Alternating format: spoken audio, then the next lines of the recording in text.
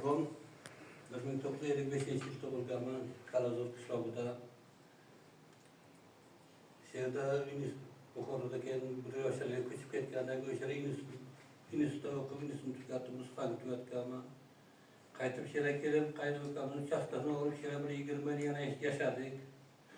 Mana shu Jonlar ovozi gazetasiga doimiz bir 20 yildan beri faqat a'zo bo'lib she'rlarimiz chiqarib, rasmlar bilan chiqarib yurardik.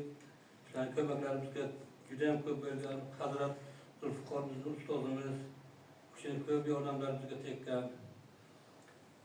Birinchi Qaldirboy kitobimizni chiqarishga shu yordamlari tegdi. Shu yuragimda aytgan shu kitobni she'rlar taqdim qilsa xalqimiz o'qisin. Shularga foydasi tegsa, o'qisa bizdan dumoqimiz sog' bo'ladi. Yana niyat qilyapmizki, ikkinchi kitobni o'zbekcha, tojikcha birgalikda she'ri shakar qilib yozish niyatimiz bor, tayyor turibdi, lekin uni bosmaga berganim yo'q. Nasib etsa uni ham chiqarib keltirib beraman.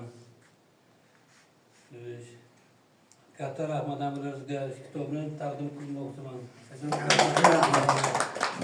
Ustoz rahmat. To'g'ri qizna berilgan huzurni ko'rib, ijoddan charchamang. Biza kitobingizni taqdim qilishdan charchamaylik. Boringiz rahmat domlajon. Katta hamlaringizga rahmat. Ko'p yashang. Charchamanglar. Sog' bo'linglar. Rahmat domlajon. Kelib o'tiring.